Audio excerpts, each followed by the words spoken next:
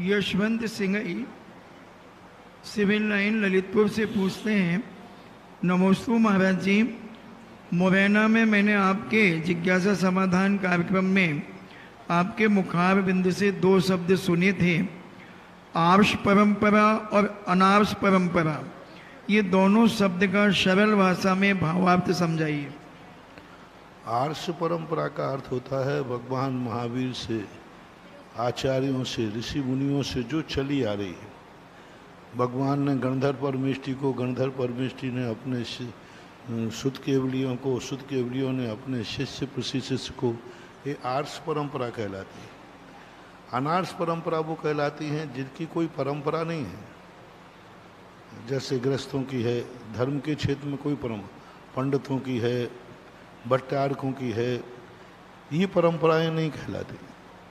ये परंपरा है ही नहीं, आगम में कहीं भी भट्टारक परंपरा नहीं है। भट्टारक परंपरा एक परिस्थिति है, आपातकाल में जो उत्पन्न हुई है और उस आपातकाल के लिए ही बनाई गई थी। भले उन्होंने उपकार किए हैं, बहुत बड़े उपकार किए, शास्त्रों की रक्षा की, धर्म की रक्षा की, लेकिन वो परंपरा नहीं कही जा सकती। परंपरा वो होती है जो अनादि अनधन हो, अनादि काल से जिनकी परंपरा धर्म क्षेत्र में चलती हो। पंडितों की परंपरा है, ये अनार्ष परंपरा है, क्योंकि पंडितों की कोई परंपरा ही नहीं रही। मुनि महाराज जब नहीं थे उस समय पंडितों ने अपना कार्यभार संभाला।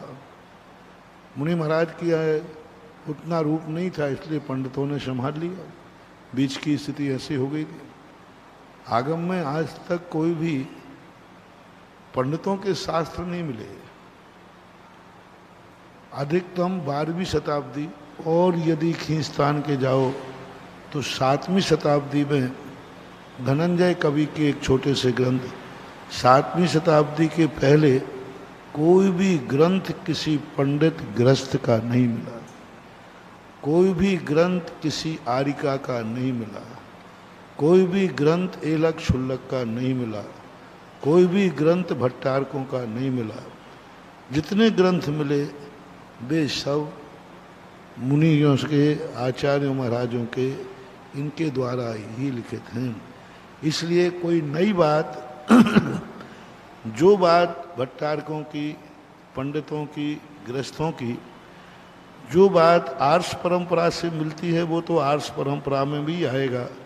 पंडित लोग प्रवचन देते हैं, यदि आगम के अनुकाल देते हैं तो पंडित का प्रवचन भी आर्ष परंपरा में आएगा।